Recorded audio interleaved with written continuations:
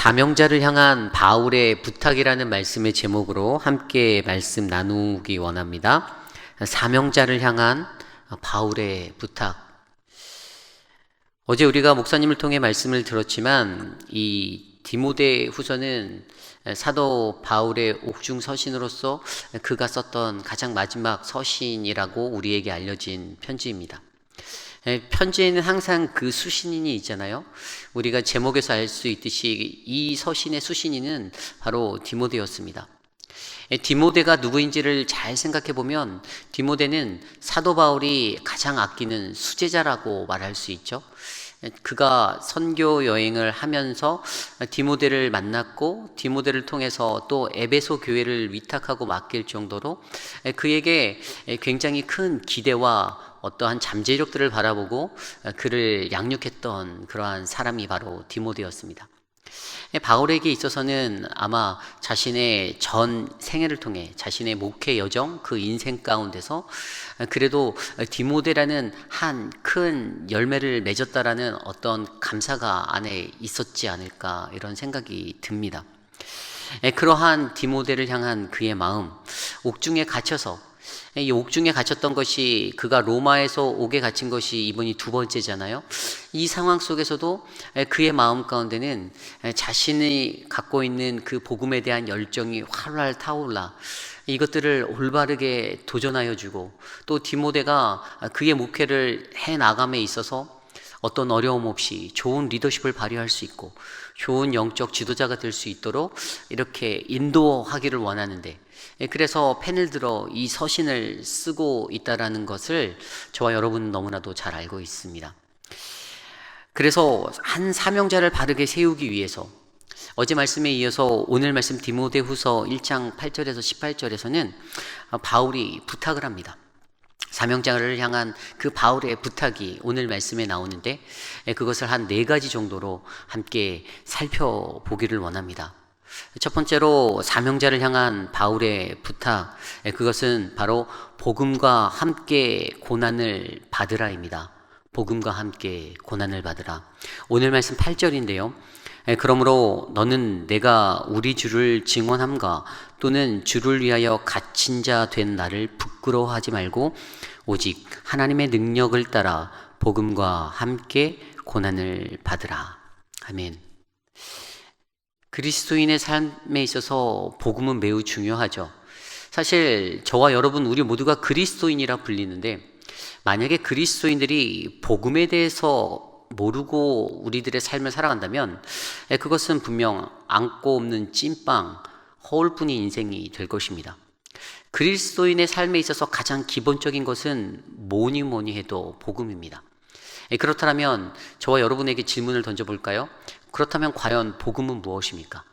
여러분들이 신앙생활을 하고 오랜 시간을 살았는데 누군가가 와서 예수를 믿지 않는 불신자가 와서 도대체 복음이 무엇입니까? 라고 여러분께 질문을 던진다면 여러분은 그 복음을 무엇이라 말할 수 있겠습니까? 그리스도인에게 있어서 이 복음, 이것은 굉장히 기본적인 것인데 그것을 이렇게 성경은 말하고 있습니다. 마가복음 1장 1절에는 이렇게 기록되어져 있어요. 하나님의 아들 예수 그리스도의 복음의 시작이라. 벌써 무엇이 답인지 잘 아시겠죠? 그러면서 사도 바울도 이 복음에 대해서는 명쾌하게 설명하고 있습니다. 오늘 말씀을 보면요, 오늘 말씀 10절을 볼까요? 복음을 설명하고 있습니다. 이제는 우리 구주 예수 그리스도 예수의 나심으로 말미암아 나타났으니 그는 사망을 패하시고 복음으로써 생명과 썩지 아니할 것을 드러내신지라. 예수 그리스도 그분이 바로 복음이다. 어떠한 복음입니까? 죽음을 이기시고 영생을 나타내신 예수 그리스도 그분이 복음이다라고 그는 선포합니다. 그래서 그의 서신들을 곳곳을 보아도 그가 어떻게 고백합니까? 로마서 1장 16절에 내가 복음을 부끄러워하지 아니하노니 이 복음은 모든 믿는 자들에게 주시는 하나님의 능력이 된다라고 그가 선포하지 않았습니까? 결국에 복음이라는 것은 바로 예수 그리스도 그분의 능력입니다. 좀 더 깊이 있게 생각해 보면 총신대 교수를 역임했던 김세윤 교수, 필러 신학교에서도 교수로 봉직 중인 거로 제가 알고 있는데 이분의 책에 복음이란 무엇인가라는 책이 있습니다. 그 책에 그분이 복음을 무엇라고 정의하였냐면은 복음은 그리스도의 죽음과 부활이 바로 복음이다라고 설명합니다. 그러니까 예수 그리스도의 죽으심 그리고 그분의 부활하심, 이것들이 복음이고, 사도들 또한 이 복음, 예수의 죽음과 그분의 부활하심을 곳곳에서 선포하고 다녔다라는 것이죠.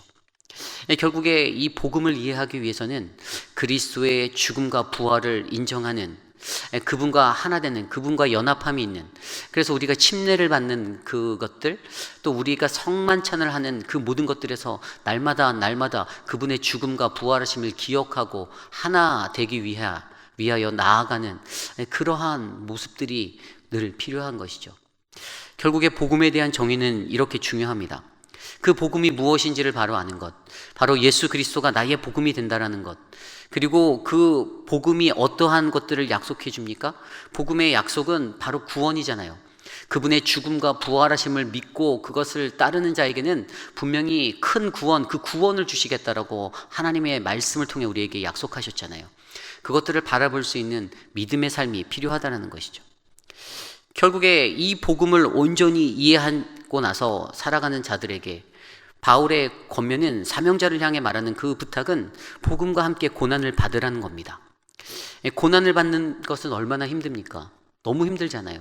고난 받으면 정말 정신적으로, 육체적으로 막 피로하고 지치고 모든 것들 포기해버리고 싶고 그럴 때가 많습니다. 특별히 로마 제국의 통치 시대 가운데 가장 큰 교회에 대한 기독교 박해가 있었을 때, 많은 사람들에게 예수를 믿는 거, 그리스도를 믿는다라는 그것은 정말 어려운 본질적인 문제였습니다.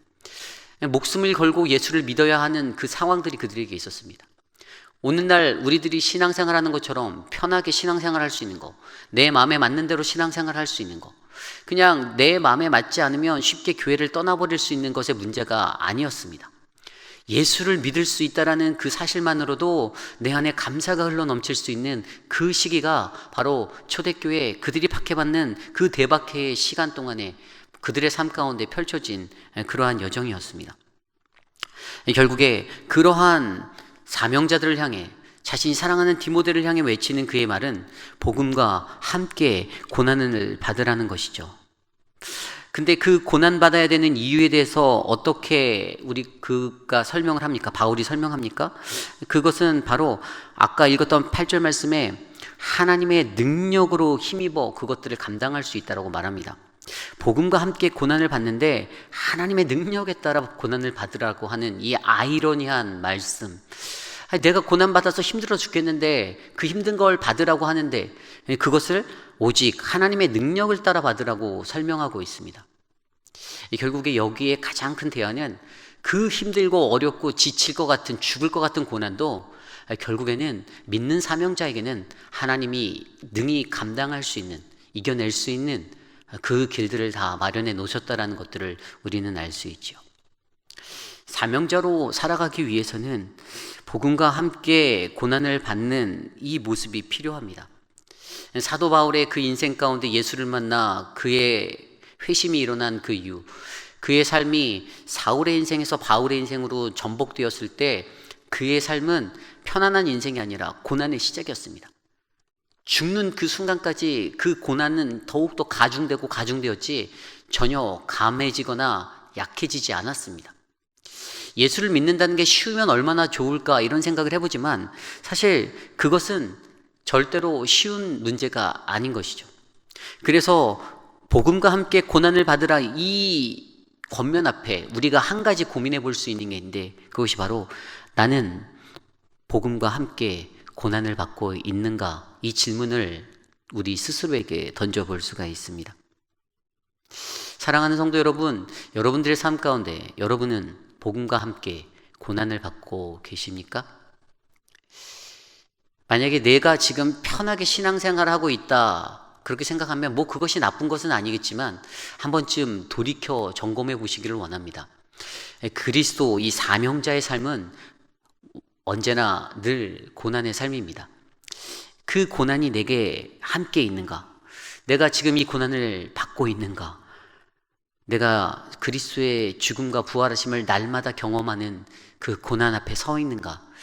이것들을 되짚어보는 저와 여러분 우리들의 인생 되시기를 간절히 소망합니다.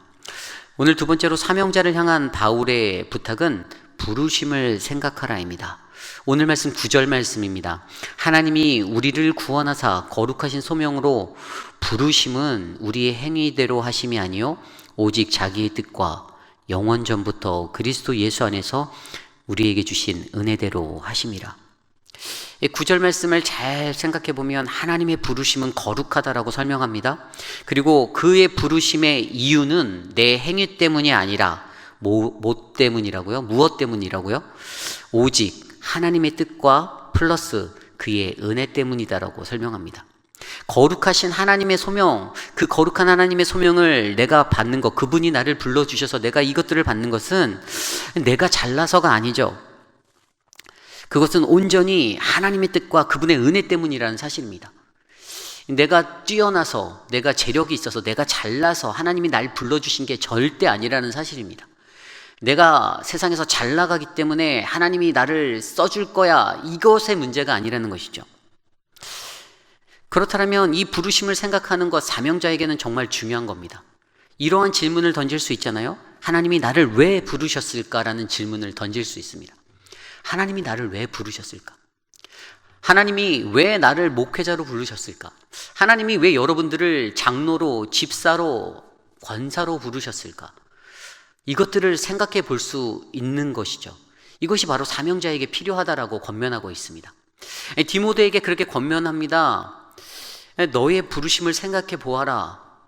만약에 디모데가 우쭐하여서 제가 좀 실력이 좋아서요, 이렇게 반응하고 응답하였다라면, 물론 그렇게 반응하지 않았겠지만 그 속에서 겸손히 연약하고 부족한 나인데 하나님이 이 에베소 교회를 위해서, 하나님이 이 이방인들의 사역을 위해서 나를 부르셨다라고 그가 고백할 수 있기에, 그는 전적으로 자기에게 흐르는 오직 하나님의 진실하신 그 뜻, 하나님의 의지, 그리고 그분의 은혜를 기억하며 자신의 사명을 점검해 볼 수 있었던 것이죠. 사랑하는 성도 여러분, 저와 여러분의 우리의 인생에도 이러한 부르심을 생각하는 그 은혜가 흐르기를 소망합니다. 오늘 나를 왜 부르셨나? 오늘 나를 왜 이곳에 두셨나?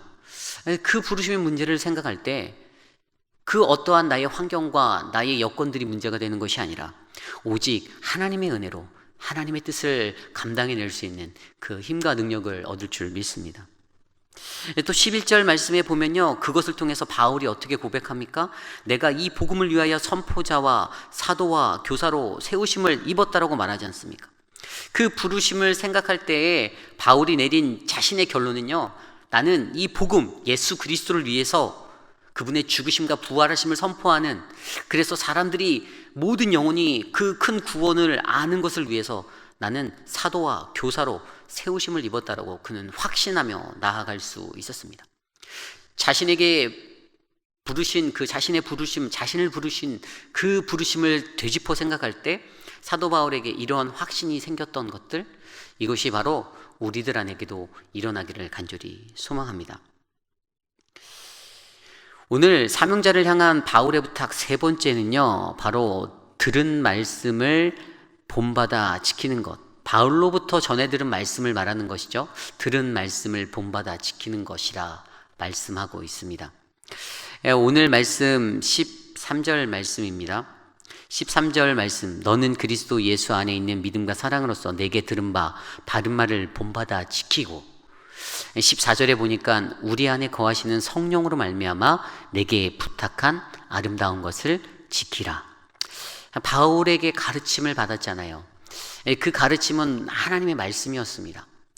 그 말씀을 받은 자들이 어떻게 해요? 예수 그리스도 안에서 믿음과 사랑으로서 그분께 들은 그 말씀을 지키기 위해서 노력하고 살았다는 겁니다. 우리도 수도 없이 하나님의 말씀 앞에 섭니다. 온갖 예배가 흘러가는 그 시대 속에서 우리에게 얼마나 많은 예배들이 있습니까? 또 인터넷만 틀어도 수많은 설교, 하나님의 말씀이 쏟아져 나옵니다. 그렇게 들려지는 말씀 가운데 과연 세상의 몇 퍼센트의 사람들이 그 들은 말씀을 본받아 지키기 위해서 노력하고 살아갈까요? 내가 하나님의 말씀대로 살아야지, 내가 이 말씀 붙잡고 이 말씀 꼭 지키며 살아야지라고 고백하며 살아가는 이들이 과연 얼마나 되겠습니까? 물론 저희 교회 성도님들 한 분 한 분은 그 말씀을 지키기 위해 몸부림치고 또 이 새벽에 이렇게 나와 기도하고 하나님 말씀 앞에 서시지만, 그럼에도 불구하고 아직 세상의 수많은 영혼들에게는 이러한 부분들이 약하다라는 것이죠. 그래서 이것들을 하기 위해서 오늘 말씀에서 아까 읽었던 14절의 말씀에서 그 말씀을 본받아 지키는 것, 그것이 우리에게 필요한데 그것이 우리들의 힘으로 하는 것이 아니다라고 설명해 줬잖아요. 성령으로 말미암아 내게 부탁한 아름다운 것을 지키라라고 그가 설명합니다. 인간적인 힘으로, 내 힘으로 이것을 지키겠어? 불가능하다라는 것입니다. 어느 정도 한계가 있다라는 것입니다. 이것을 뛰어넘기 위해서 필요한 것이 성령이라는 것을 지적하여 줍니다. 그리고 그 성령이 있기에, 성령이 계시기에 우리 안에 내주하시는 그 성령으로 말미암아 어떻게 해요? 저와 여러분들이 그 들은 하나님의 말씀, 그 말씀 본받아 지키기 위해 살아갈 수 있다는 겁니다. 내 힘, 내 능력이 아니라는 사실이죠. 사도 바울이 디모데에게 부탁합니다. 너가 진정한 사명자로 그렇게 살아가는데 그 사명자인 너에게 내가 부탁하는 것, 디모데야, 너에게 내가 가르쳤던 그 들은 하나님의 말씀 본받아 지켜라. 하지만 너의 힘이 아니라 내 안에 내주하는 그 성령으로 말미암아 지켜라. 이 원리를 가르쳐 주는 거였죠. 내가 지킬 수 있어라고 하는 것에는 언제든지 문제가 있습니다. 거기에는 내 자아가 들어가고 내 힘이 들어가고 내 의지가 들어갑니다. 하지만 성령 하나님이 내 안에 역사하시고 성령 하나님이 내 안에 함께 계심을 갈망하고 갈급해하는 그 영혼은요, 하나님의 말씀을 자연스레 지킬 수 있는 그 은혜의 삶을 살게 될 줄 믿습니다. 저는 그러한 인생이 바로 저와 여러분, 우리 모두의 인생이 되기를 간절히 소망합니다. 오늘 마지막으로 사명자를 향한 바울의 부탁, 네 번째, 그것은 진정한 친구를 위해 기도하라는 겁니다. 진정한 친구를 위해 기도하라. 사명자에게는 늘 외로움이 있습니다. 사명자로 살아갈 때는요, 특히 목회자들 굉장히 큰 외로움들이 있습니다. 아마 우리 교회를 이끄시는 담임 목사님도 또 다른 교회의 담임 목회자들이나 선교사님, 많은 분들이 다 외로움 가운데 거할 겁니다. 아무리 수많은 수천의 성도들이 있다 할지라도 이 이야기는 좀 다른 이야기가 되는 거예요. 그 외로움 앞에 선 그 사역자, 그 사명자에게 말하는 것이, 그래도 그 안에 너를 위해 노력하고 너를 위해 발벗고 열정을 내고 열심을 내는 그 사람, 진정한 친구와 같은 그 사람이 있는데 그를 위해서 기도하는 그 목회자, 리더십이 되라라고 가르쳐주고 있습니다. 그러한 한 사람이 무엇입니까? 오늘 말씀 15절 이후에 보면요, 15절에 아시아에 있는 모든 사람이 나를 버린 이 일을 내가 아나니 그 중에 부겔로와 허모게네도 있느니라 나와 있죠. 사역자들이 쉽게 버림당할 수 있다는 것을 이야기합니다. 좋을 때는 참 좋았는데 어느 한순간에 나와 의견이 맞지 않으면 등 돌아서 버리는 것들이, 그게 바로 사역자를 따르는 영혼들일 수 있다는 그것에 대해서 사역자에게 가르쳐 주고 있습니다. 실제적으로 기독교의 박해가 가중되었을 때 그곳에서는 많은 믿는 이들이 도망자가 되었고 포기자가 되었고 배교자들이 되었습니다. 그래서 오늘 말씀에 나온 부겔로와 허모게네도 있고, 디모데후서 4장 1절에 데마와 그레데도 있고, 그때 4장 1절에 보면 누가만 남았다라고 기록합니다. 그만큼 목회자의 그 사역자, 사명자의 여정 가운데는 언제나 쉽게 버림당할 수 있는 그런 외로움이 늘 공존하고 있는 것이지요. 그런데 오늘 말씀 16절 이후에 보니까 오네시보로라는 한 사람이 등장합니다. 그런데 바울이 그를 위해 축복해요. 어떻게 축복합니까? 오네시보로의 집에 긍휼을 베풀어 주시옵소서. 이렇게 간구하고 축복하며 기도하는 그의 기도 가운데 과연 오네시보로라는 사람이 어떤 사람인지 궁금하였습니다. 성경을 뒤져보면은 오네시보로는 오직 두 번, 디모데 후서 오늘 말씀과 4장 19절에 딱 두 번 거론됩니다. 어떠한 정보가 없어요. 그가 어떠한 사람인지 쉽게 알아채기가 어렵습니다. 다만 성경에 기록된 것을 토대로 그는 에베소에 살았고, 그는 이 에베소에서 살았던, 다만 오늘 말씀을 통해서도 그 바울에게, 옥에 갇혀 있는 바울에게 그가 지중해 건너에 로마까지 가서 자주 찾아뵈며 면회할 정도로 그렇게 마음을 다했던 사람, 그리고 바울을 참 잘 도왔던 사람이다라고 우리가 생각해 볼 수 있는 것이죠. 그가 기도할 때 그가 나를 자주 격려해 주었다. 내가 사슬에 매인 것을 부끄러워하지도 않았다. 로마에 있을 때 나를 부지런히 찾아와 만났다라고 기록하고 있습니다. 그래서 그의 기도가 18절에는 원하건대 주께서 그로 하여금 그날에 그 온더데이, 그 데이에 주님의 긍휼을 입혀 주시옵소서라고 기도하고 있지 않습니까? 또 그가 에베소에서 많이 봉사한 것을 잘 안다라고 설명하고 있습니다. 이처럼 그 오네시보를 위해서 기도하는 바울의 모습을 통해서 자신에게 외롭고 힘들고 어려웠을 때 그의 사역, 에베소에서의 바울의 사역이 쉽지 않았잖아요. 좌절과 실망의 연속이었습니다. 그때마다 오네시보로는 바울이 선교할 수 있도록 큰 힘이 되었던 역할을 감당했던 사람이에요. 그가 어떻게 예수를 만나고 어떻게 섬기는 자가 되었는지는 우리가 정확하게 알 수는 없지만 그냥 바울을 통해서 예수를 접하게 되지 않았을까라고 유추해 보지만, 그럼에도 불구하고 바울은 그를 통해서 늘 격려를 받았고 위로를 받았고 힘을 얻었음을 우리는 알 수 있는 거죠. 한 가지 확실한 것은 그 바울을 그가 잘 섬겼을 거라고 그렇게 확신하는 것입니다. 그러기에 그러한 진정한 친구를 향한 기도가 필요하다라는 사실을 말해주고 있습니다. 내가 신앙생활하는 것에 있어서도 꼭 굳이 목회자가 아니더라도 이러한 친구가 분명히 누구나 한 명쯤은 있을 거라 믿습니다. 그러한 이들을 위해서 중보하는 것, 외롭고 힘들 때 그 진정한 친구를 위해서 기도하는 것, 그 가정의 긍휼을 위해서 하나님 그날에 주님의 긍휼을 그 가정에 부어 주십시오 라고 말하는 것. 긍휼을 생각하면 긍휼이 무엇입니까? 긍휼은 마땅히 벌받을 수밖에 없는 것을 면제시켜주는 어떤 그러한 하나님의 은혜의 자리 아닙니까? 그것들을 구하는 거예요. 죄 때문에 벌받을 수밖에 없고 심판받을 수밖에 없는 그 자리에 사람에게 긍휼을 바라는 그 기도를 하는 것, 이것이 바로 바울이 자신에게 진정한 친구 되었던 자에게 하였던 긍휼의 기도였죠. 결국에 진정한 친구를 위해 기도하는 것이 바로 사명자에게 필요함을 말해주고 있습니다. 이것을 통해서 오늘 저와 여러분 우리 모두에게 말씀하십니다. 우리 모두는 하나님의 부르심을 입었고 사명자로 이 땅을 살아갑니다. 목사건, 장로건, 권사건, 집사건 그 어떠한 타이틀에 연연하지 아니하고 하나님의 자녀로 불리어진 우리들은, 그 부르심 받은 우리들은 그러한 사명자의 길을 걸어갑니다. 때론 그 길이 어렵고 힘들고 고난스럽고 그렇다 할지라도 분명히 바울은 권면합니다. 복음과 함께 고난을 받아라. 부르심을 생각하라. 그리고 진정한 친구를 위해 기도하고 들은 말씀을 본받아 지켜라라고 그렇게 권면해주고 있습니다. 오늘 말씀 12절에 보니까요 이렇게 설명합니다. 이로 말미암아 내가 또 고난을 받되 부끄러워하지 아니함은 내가 믿는 자를 내가 알고 내가 의탁한 것을 그날까지 그가 능히 지키실 줄을 확신함이라. 바울이 확신한 두 가지가 보이죠. 그것은 바로 믿는 이를 아는 것, 하나님을 아는 것, 내가 그분을 아는 것, 그리고 믿는 이에 대해 확신하는 것, 그분의 약속, 그분이 날 지켜주신다라는 사실을 믿는 것. 그것이 그에게 있었기 때문에 바울의 인생은 어땠습니까?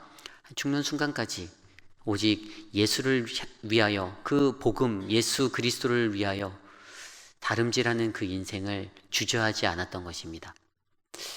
사랑하는 우리 오렌지 가난 장로교 성도님들은 그러한 사명자 되기를 원합니다.